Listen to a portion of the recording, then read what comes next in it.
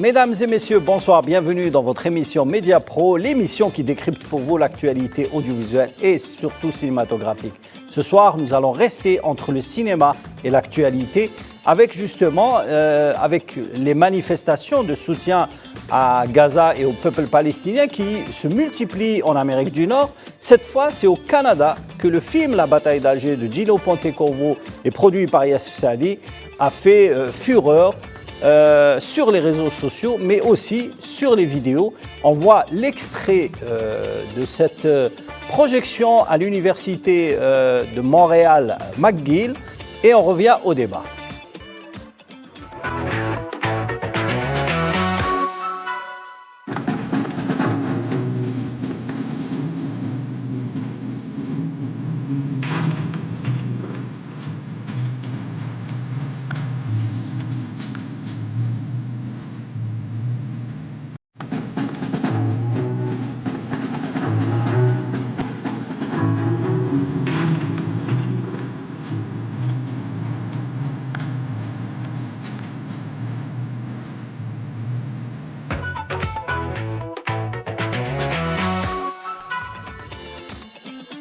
C'était une image justement captée des campus de l'université McGill à Montréal au Canada et qui a montré la projection du film La bataille d'Alger. Ce film continue, malgré ses 50 ans, plus de 50 ans, à faire fureur et surtout à faire recette sur le champ médiatique, mais surtout d'actualité politique. Bien sûr, messieurs, le film La bataille d'Alger reste une référence en matière de lutte contre le colonialisme. Absolument, plus de 70 ans, Salim. Le film a été produit en 1964 et, comme vous le savez, a été censuré une bonne partie par l'ancien colonisateur. 65, mais bon. 65, oui, 65. C'était à l'occasion du coup d'État contre Ben Bella. Oui, et donc c'est un film qui effectivement restitue un petit moment seulement de la colonisation, parce que la colonisation, contrairement à l'idée répandue, n'a pas duré 7 ans, mais elle a duré 132 ans. D'ailleurs, c'est posé dans le débat actuellement dans la commission mixte algéro-française des historiens pour parler de l'ensemble de la colonisation à partir de 1830, les résistances populaires et tous les massacres commis. Mais c'est tant mieux que les étudiants nord-américains, parce qu'on a vu que le film de Gillo Pontecorvo a été présenté aussi dans une université aux États-Unis. À l'université de Stanford. Stanford, qui est quand même une des plus grandes universités au monde.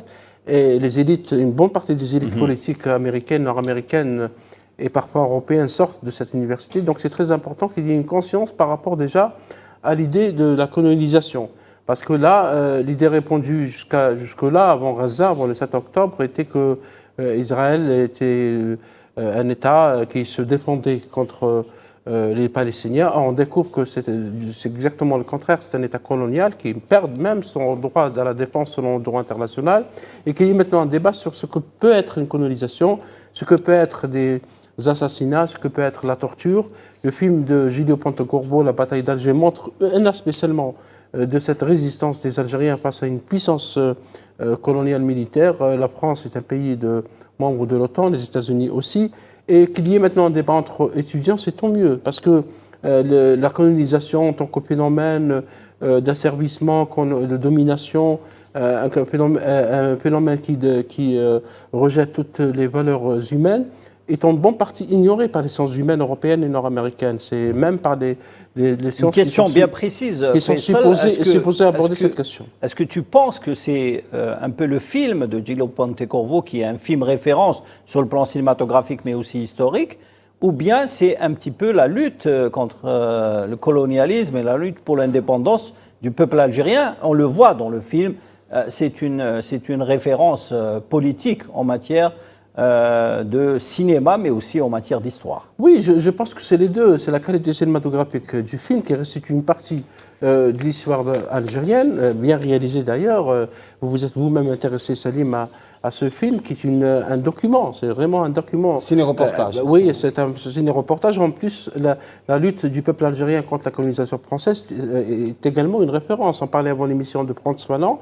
La pensée de Frantz Fanon revient au devant de la scène un peu partout dans le monde parce que c'est une pensée anticolonialiste et on a compris enfin une bonne partie des élites, notamment des étudiantines nord-américaines, ont compris que ce qui se passe à Gaza n'était pas seulement un phénomène, une lutte contre le terrorisme, quelque chose qui peut ressembler. Non, il s'agit d'une lutte contre la colonisation. Et le film de Gilles Pontecorvo, parce qu'il est bien mené, permet ce débat, permet de découvrir ce que peut être la guérilla, ce que peut être la résistance, ce que peut être une puissance coloniale qui peut écraser des populations en utilisant toute forme de crimes, de guerre, de crimes contre l'humanité, de répression et également de torture.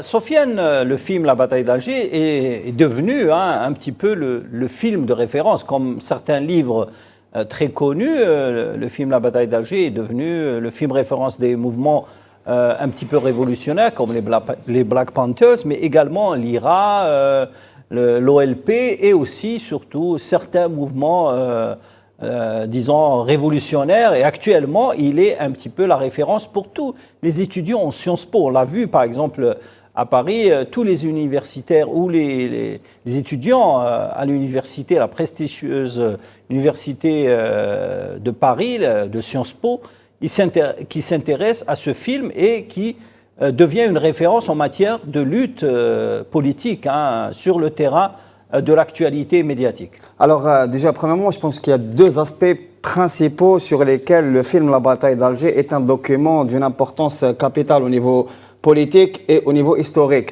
Premièrement, il s'agit d'une description détaillée de la guérilla urbaine. C'est-à-dire que le modèle de la zone autonome d'Alger est vraiment théoriquement le modèle de référence de ce qui se fait appeler la guérilla urbaine. Et le film revient en détail sur l'organisation de cette guérilla urbaine, à la fois l'aspect politique, notamment par la grève des 8 jours, et aussi l'aspect clandestin, c'est-à-dire l'organisation des réseaux militants. Et cette guérilla urbaine avait un peu un aspect légendaire jusqu'à Gaza. Parce que ce qui se passe actuellement à Gaza, c'est vraiment le retour en force de l'organisation de la guérilla urbaine. Parce qu'il faut rendre hommage ici à la résistance et au courage des guérilleros palestiniens qui, même après 8 mois d'opérations génocidaires menées via des moyens disproportionnés, continuent de résister et d'infliger des défaites aux soldats de l'armée d'occupation qui ont des moyens disproportionnés et qui ont aussi le soutien des grandes puissances internationales.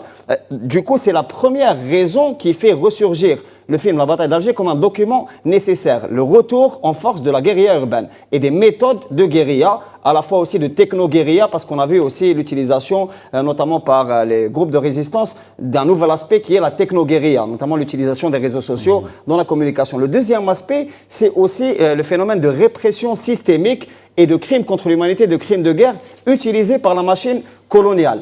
Il y a ce qu'on appelle les techniques de contre-insurrection. C'est d'ailleurs pour ça que, par exemple, le Pentagone étudiait la bataille d'Alger. C'est pour acquérir les techniques de contre-insurrection dans lesquelles la France coloniale est devenue maître. D'ailleurs, la France a même exporté ces techniques de contre-insurrection en Argentine, au Brésil, dans toute l'Amérique latine où il y avait des dictatures fascistes dans les années 60 et 70 et 80. Ces techniques de contre-insurrection et de guérilla comportent notamment l'utilisation de la torture systémique, l'utilisation des crimes de masse, le meurtre de civils, et c'est ce qui revient aussi d'une manière atroce et infâme aujourd'hui en Palestine. Et c'est ce qui fait, comme je l'ai dit, l'actualité brûlante du film La bataille d'Alger. Et aussi, il faut s'en rendre compte, le rôle très très important de la révolution algérienne comme mouvement charnière dans le mouvement historique en général, parce qu'il s'agit, si vous voulez, d'un nouveau cycle de la libération qui n'a pas encore été achevé. Il y a encore des colonies, notamment en Palestine et au Sahara occidental. Et je pense que c'est vraiment la source et le cœur de l'intérêt des étudiants. Nous avons avec nous Wahid Magherbi, qui est journaliste algérien installé à Montréal et qui intervient justement pour parler de cette projection spéciale du film La bataille d'Alger à Montréal. Wahid, bonsoir. Ou bonjour, je ne sais pas quelle heure il est à Montréal. Ça va bien, il fait beau, c'est le jour aujourd'hui. Très bien. Alors, Wahid, encore la journée. Alors Wahid, vous suivez un petit peu l'actualité médiatique au Canada. Quel impact a eu ce film, La bataille d'Alger, sur les Montréalais et surtout à l'université de McGill, sachant qu'il y a un mouvement des étudiants canadiens et même un petit peu la diaspora arabe à Montréal pour soutenir le mouvement de Gaza et aussi le peuple palestinien? Comme vous le savez, les universités canadiennes ne sont pas en reste par rapport en comparaison avec les universités en Amérique du Nord et en Occident, qui dénoncent justement, les étudiants de ces grandes universités dénoncent ce qui se passe présentement à Gaza, le génocide que le peuple palestinien est en train de subir. Et la surprise pour nous et pour les étudiants de la plus prestigieuse université du Canada, qui est l'université McGill, à Montréal, l'administration a autorisé la projection du fameux film de la bataille d'Alger ici à Montréal. C'est une surprise et ça a donné un effet boule de neige. Pourquoi, Wahid, ça a été repris, oui. Oui, pourquoi, Wahid, ça a été une surprise? Est-ce que c'est organisé par les étudiants ou par justement un petit peu l'administration de l'université? L'administration a autorisé cette projection, mais c'est un collectif d'étudiants qui a justement organisé la projection du film de la bataille d'Alger ici dans l'enceinte de l'université McGill. Oui, est-ce que c'est des étudiants algériens ou c'est des étudiants un petit peu de plusieurs nationalités? C'est des étudiants canadiens, bien évidemment, canadiens et des étudiants de toute origine. D'origine palestinienne, d'origine du Moyen-Orient, d'origine d'Amérique latine. Et ce qui est particulier, j'ai parlé avec un ou deux étudiants qui ont assisté à la projection, ils ont découvert, chose qui était assez estimable, le rôle de la révolution algérienne dans la libération des peuples, y compris bien évidemment celui du peuple palestinien. Wahid, vous qui connaissez très bien le cinéma algérien, puisque votre père, Abdelghani Mougharbi, Allah yarhamou, c'était l'un des plus grands spécialistes du cinéma. Il a écrit plusieurs livres sur le cinéma algérien, mais aussi sur l'impact du cinéma du tiers-monde dans le monde. Aujourd'hui, ce film devient une référence pour toutes les générations, mais quel est justement le sentiment des étudiants après avoir vu le film et quel impact il a sur les consciences concernant la lutte contre l'intolérance, la torture et surtout la lutte contre le sionisme? Ce qui est particulier, c'est que ce film, le film de la bataille d'Alger, a permis de montrer aux les générations présentes,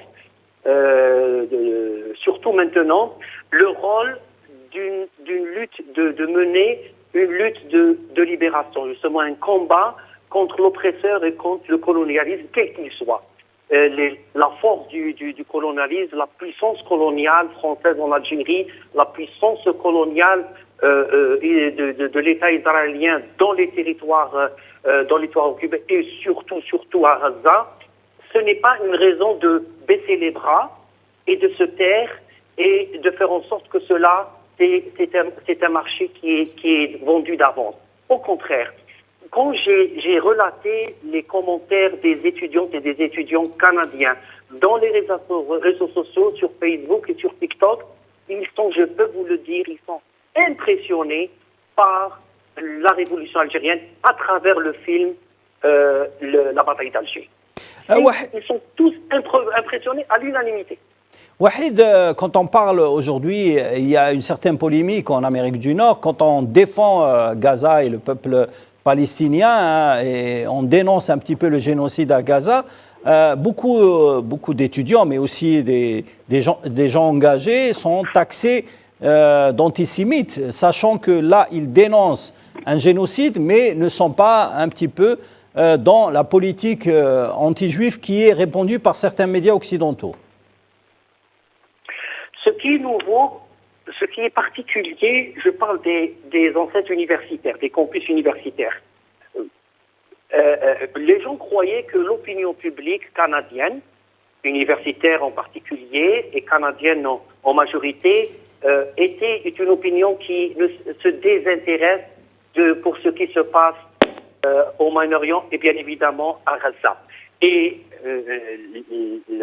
la réponse des étudiantes et des étudiants dans les campus universitaires américains et canadiens démontre le contraire, démontre l'intérêt que porte justement cette opinion publique pour ce qui se passe, pour le génocide qui est en train de se passer actuellement à Gaza.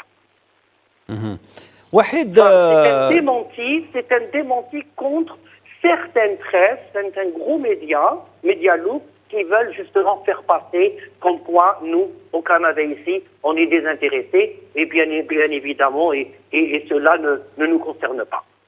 Wahid, on ne suit pas ici à Alger beaucoup l'actualité ou le traitement médiatique de Radio-Canada concernant ce qui se passe à Gaza. Comment justement les médias canadiens, notamment la prestigieuse télévision ou média public Radio-Canada ou RCI, suit ou traite l'information et un petit peu ce qui se passe à Gaza, sachant que le média public canadien est réputé justement pour son objectivité un peu légale de la BBC en Amérique du Nord. Disons que l'objectivité légale de Radio-Canada, qui est une télévision financée majoritairement par des fonds publics, ça a été démenti cette fois-ci. Ça a été plus ou moins un parti pris pour le gouvernement israélien. Et ce qui se passe, le génocide présentement qui se passe aujourd'hui à Gaza, fait en sorte que les gros médias, les médias lourds, commencent et sont contraints de prendre une position beaucoup plus équilibrée qu'ils ne l'avaient tout au début des événements de Gaza. Merci beaucoup, Wahid. Je rappelle que vous êtes journaliste algérien installé au Canada depuis plusieurs années et que vous gérez un site internet qui offre de l'actualité concernant la communauté algérienne au Canada. Merci, Wahid. Si je peux me permettre une dernière petite remarque, ce n'est pas seulement l'université de McGill qui a fait une projection, qui a permis d'autoriser une projection du film La bataille d'Alger. Parce que ça a été médiatisé sur les réseaux sociaux. Oui, il y a aussi l'UQAM, l'université de l'UQAM, l'université du Québec à Montréal, qui est l'une des plus grandes universités canadiennes, a aussi permis la projection de ce film. Pourquoi justement les médias, et notamment les médias publics ou certains médias locaux ne diffusent pas ou ne font pas de reportage sur cette diffusion, sachant que les gens ont su qu'il y a eu une projection grâce à des vidéos filmées avec des smartphones par des étudiants eux-mêmes? Ce que je dis, c'est une question qui est lancinante, qui est une excellente question. Cela nous pousse et devrait nous pousser davantage à la communauté musulmane, la communauté d'origine canadienne, d'origine musulmane, d'origine maghrébine, d'origine algérienne, à être beaucoup plus présente et faire plus de pression envers leurs représentants au Parlement, leurs députés, leurs représentants bien évidemment au Parlement canadien, au Parlement provincial, pour que les obliger et les forcer à avoir une position beaucoup plus équilibrée sur ce conflit. Et justement, cela se fera, et comment dirais-je, le fait de nous interpeller, le fait de prendre notre avis, ça va nous pousser à faire davantage et ne pas se taire. Merci beaucoup, Wahid. Merci d'avoir participé avec nous à l'émission Média Pro en direct de Montréal. Merci. Merci beaucoup. Passez une bonne soirée. Alors, messieurs, le film La bataille d'Alger, comme l'a dit notre collègue Wahid Magharbi, il a été finalement projeté dans plusieurs villes au Canada. Il n'y a jamais eu d'impact médiatique sur cette projection, mis à part quelques captures, soit en vidéo, soit en photo, des participants eux-mêmes. Oui, parce que il y a une peur de médiatiser ce film, il y a une peur de médiatiser. Il y a une occultation, il y a une censure. Il y a une censure qui est très claire. Vous savez qu'aux États-Unis, il y a plus de 200 universités et instituts qui ont manifesté pour la Palestine. C'est du jamais vu depuis la guerre du Vietnam, à la fin des années 60, et aussi dans la lutte contre le régime d'apartheid en Afrique du Sud. Ce phénomène est passé sous silence, sinon il est décrédibilisé, attaqué, y compris par des médias qui étaient présentés comme des médias prestigieux, comme New York Times, comme CBS, comme CNN, etc. On a tout de suite fait des raccourcis, on n'a pas donné de parole, sauf en quelques rares occasions, aux étudiants qui manifestent, sinon ils sont réduits à des expressions très très limitées. Les termes génocide, stop genocide, free Palestine, disparaissent ou ils sont présentés toujours comme des phénomènes marginaux, où on réduit ces manifestations. C'est la même chose pour l'occultation par rapport au film de bataille d'Alger, parce que ça n'arrange pas la bien-pensance qui existe dans certains médias occidentaux qui sont maintenant mis à nu. Parce que ce Gaza, l'un des avantages, les plus importants avantages de la guerre de Gaza, au-delà du nombre élevé est inqualifiable de nombre de victimes palestiniennes, civils palestiniens tués par l'armée d'occupation israélienne.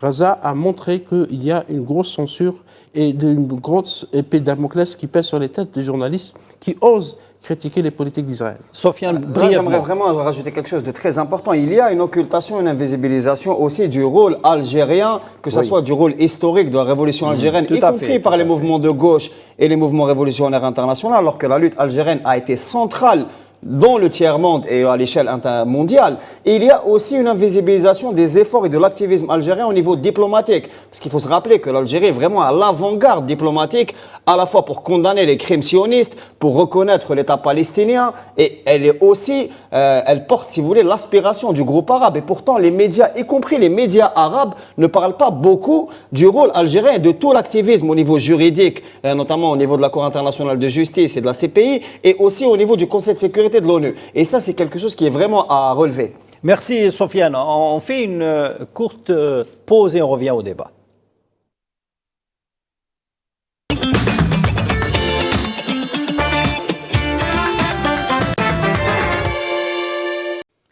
Après les Oscars, après justement les Césars, c'est au tour de l'Eurovision d'être atteint justement par le mouvement de soutien pour Gaza. On regarde ce petit reportage qui a été réalisé par la chaîne turque TRT et on revient au débat.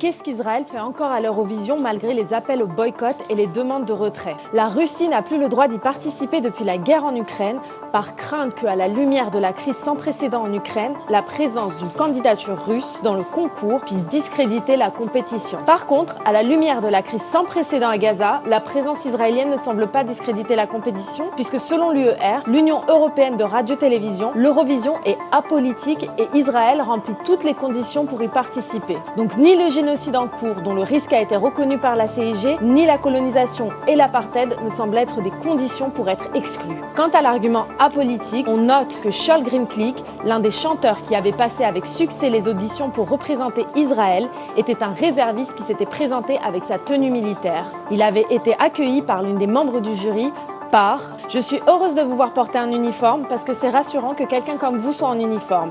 Je serai heureuse de vous voir représenter Israël à l'Eurovision. » Shaul Greenklick s'était finalement désisté pour participer au génocide à Gaza où il perdra la vie. Eden Golan, 20 ans, qui est né et a passé 13 ans de sa vie en Russie avant de s'installer à Tel Aviv, représentera finalement Israël à l'Eurovision.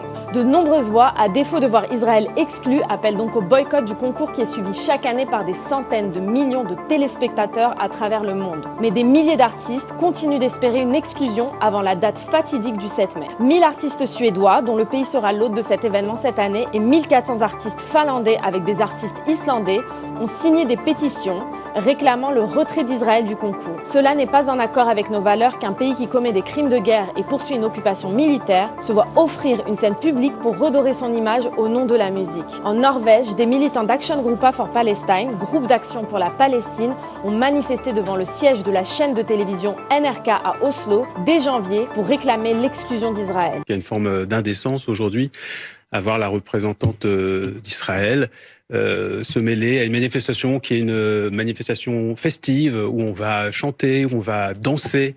Et aujourd'hui, qu'elle le veuille ou non, elle incarne un État, un pays, un gouvernement qui est en train de commettre ce que moi j'appelle un génocide, ce que nous sommes nombreux à appeler un génocide, ce que d'autres appellent plus pudiquement des crimes de guerre à Gaza.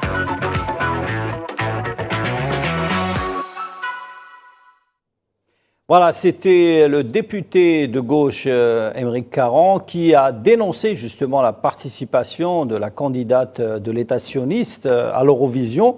L'Eurovision qui a sanctionné des candidats des pays scandinaves, mais aussi des Pays-Bas qui avaient un petit peu dénoncé la participation de la candidate de l'État sioniste à l'Eurovision.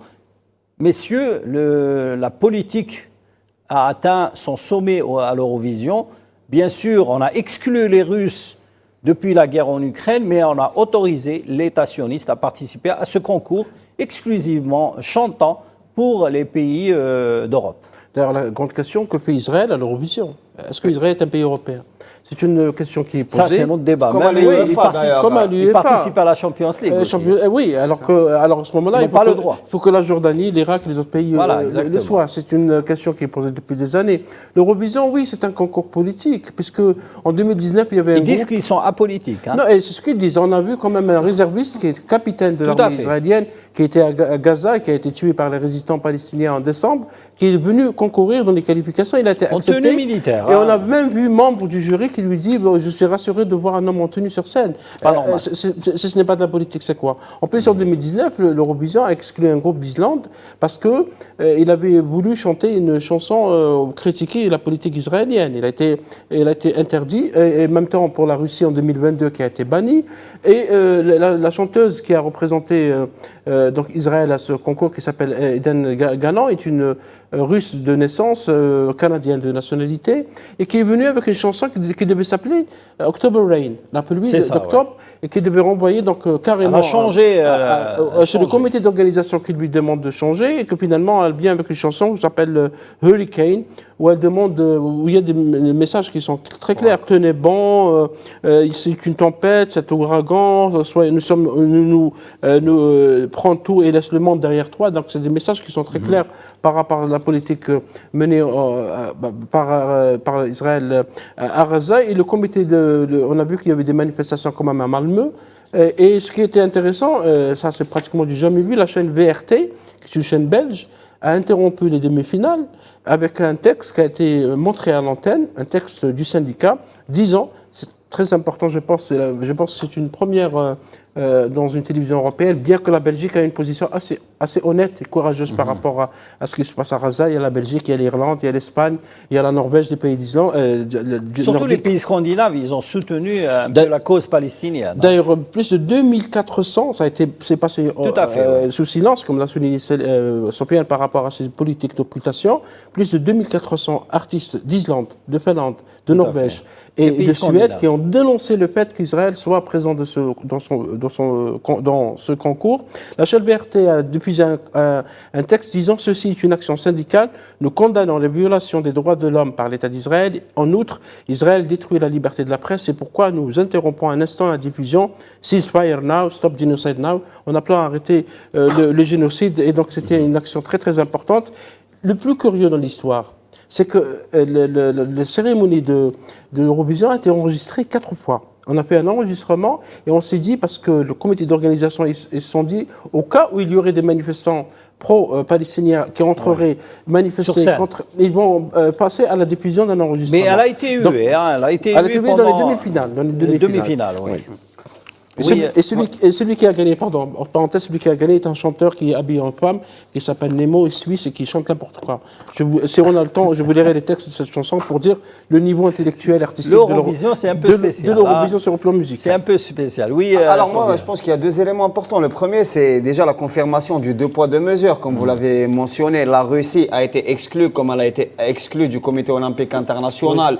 Or, l'entité sioniste et le régime d'occupation, le régime d'apartheid, lui, est toujours maintenu. D'ailleurs, on se pose la question sur la participation aux prochains Jeux Olympiques. Mais le deuxième effet, c'est surtout, à mon avis, le fait qu'il y ait vraiment une défaite stratégique dans l'opinion publique internationale, mais aussi dans ce qui est nouveau, dans l'intelligentsia, c'est-à-dire que les universités, les grandes universités, les intellectuels au niveau mondial se mobilisent contre le génocide et se mobilisent en solidarité au peuple palestinien. Et ce qui s'est passé à l'Eurovision, à mon avis, est vraiment une décision tactique pour essayer de réparer un peu l'isolement diplomatique qui devient critique, parce qu'il y a vraiment un isolement diplomatique critique de l'entité sioniste qui est du jamais vu depuis 1948. Et donc l'Eurovision seront directement coupables, si vous voulez, d'apologie du génocide. Parce que on voit des syndicalistes, des artistes se faire condamner pour apologie du terrorisme pour un tweet, mais là il s'agit manifestement d'une apologie d'acte génocidaire.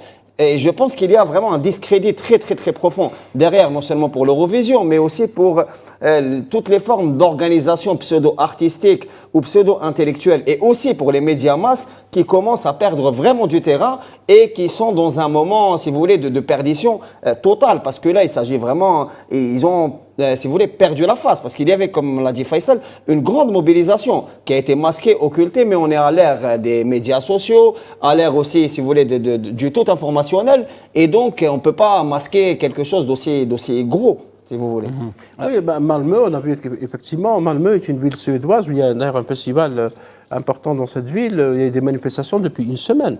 Et en Norvège, il y avait des manifestations devant les chaînes de télévision qui devaient diffuser l'Eurovision. Et un peu partout en Europe, bien sûr, ça a été occulté, ou ça, parfois, généralement, on tend à amoindrir l'impact. Mais Sofiane a raison, maintenant, il y a une prise de conscience réelle dans le monde entier par rapport aux crimes commis par Israël. Faisal, c'est que ce n'est pas les mouvements de soutien arabe, c'est-à-dire la communauté arabe en Europe ou bien aux États-Unis ou bien en Amérique du Nord, c'est les Occidentaux eux-mêmes qui dénoncent le génocide palestinien. C'est les opinions publiques populaires, comme l'a dit l'Union européenne. Parce que l'opinion internationale. L'opinion internationale, c'est des jeunes maintenant, parce qu'on pensait que les jeunes américains ou européens étaient apolitiques, s'intéressaient à TikTok, à Instagram, aux questions superficielles. Non, la jeunesse européenne, américaine, ceux qui ont des consciences politiques ne sont pas aussi idiots, parce qu'on a tendance à représenter les jeunes comme en rupture de banc avec les anciennes politiques, avec l'idéologie, la fin de l'histoire, etc., etc. Non, il y a des jeunes qui sont conscients, qui savent, il faut préciser qu'il y a eu un engagement du représentant de la France à l'Eurovision, Slimane, le chanteur Slimane, qui a justement un petit peu apporté son soutien, entre guillemets, au mouvement de soutien à Gaza, parce qu'il est classé 4e, mais en même temps, il a dénoncé un petit peu la participation de la candidate de l'État sioniste. Oui, il y a un candidat de l'Irlande qui avait aussi une position très claire par rapport à Gaza, au génocide commis à Gaza, qui a la été majorité attaqué. des candidats se sont moqués un petit peu lors de la conférence de presse. Le Hollandais, il a mis le drapeau sur sa tête. La représentante de la Grèce a fait semblant de dormir quand l'Israélienne parlait. Donc, tout le monde, la majorité des candidats, se sont un petit peu dénoncés. Rebellés, le représentant des Pays-Bas était exclu parce qu'on l'aurait inventé. Il a été exclu parce qu'il a fait des gestes pour dénoncer ouvertement la participation. Voilà, et le représentant d'Irlande a été attaqué par les médias israéliens parce qu'il a une position tranchée par rapport à la question de Gaza. Assez loufoque, hein. On voyait la représentante d'Israël, justement, qui se préparait à la finale et avec les huées de sa propre équipe, parce qu'elle se préparait aux huées du public. Oui, parce que elle s'est entraînée un petit peu. Parce que le phénomène important, parce que je pense que c'est la première fois que ça arrive à l'Eurovision, ça veut dire qu'il y a une prise de conscience réelle, ce qu'on disait tout à l'heure, y compris par les artistes. Il y a maintenant un mouvement qui s'est lancé au niveau mondial pour boycotter les artistes qui n'ont pas eu de position par rapport à Gaza. Vous voyez à quel niveau on est arrivé. Au moment, si vous vous rappelez au début, on avait accusé certains artistes de Hollywood, pas tous, qui ont dénoncé ce qui se passe à Gaza comme de l'antisémitisme, comme de ils l'ont etc. victimisé, hein, pour justement, certains médias pro-sionistes ont victimisé un petit peu la candidate israélienne pour dire voilà, tout le monde est contre elle, etc. Oui, absolument, mais la victimisation, c'est une politique très pratiquée par le régime sioniste depuis plus de 60-70 ans. C'est à chaque fois, quand il y a une critique par rapport à des politiques, c'est la victimisation, c'est le rappel des crimes de la Deuxième Guerre mondiale, etc. Mais ce qui est important, c'est que maintenant, il y a une prise de conscience. Elle est en Europe, elle est en Amérique. C'est pas seulement le Sud global, c'est pas seulement l'Afrique ou l'Asie ou les pays musulmans, les pays arabes, méditerranéens, mais c'est un peu partout dans le monde. On a compris qu'il y a des crimes commis à Gaza et que tout le monde veut les dénoncer. Les gens veulent dénoncer des crimes contre l'humanité pour un peu rappeler, parce qu'en Europe, en parenthèse, on a toujours la conscience tourmentée par rapport à la colonisation et par rapport à la crise des Balkans. Faisal, c'est un avant-goût avant le Festival de Cannes, qui est l'un des plus grands rendez-vous cinématographiques de la planète. Qui va commencer le 14 mai. Je pense que le Festival de Cannes, comme Berlin, sont un peu plus prudents par rapport à cette question. Ils vont essayer de faire de l'équilibre, parce que quand on voit la programmation, toutes les sections, la semaine des critiques, la semaine de la critique, la quinzaine des réalisateurs, la compétition officielle, etc. Il y a un peu un équilibre dans le choix des films pour éviter justement de tomber dans la prise de position politique. Merci messieurs, merci Faisal, merci Sofiane, merci à Wahid Magherbi d'avoir participé avec nous à cette émission en direct de Montréal. Je vous donne rendez-vous la semaine prochaine, sûrement pour parler du Festival de Cannes et du soutien au peuple palestinien. Bonsoir, restez branchés sur Al 24 News.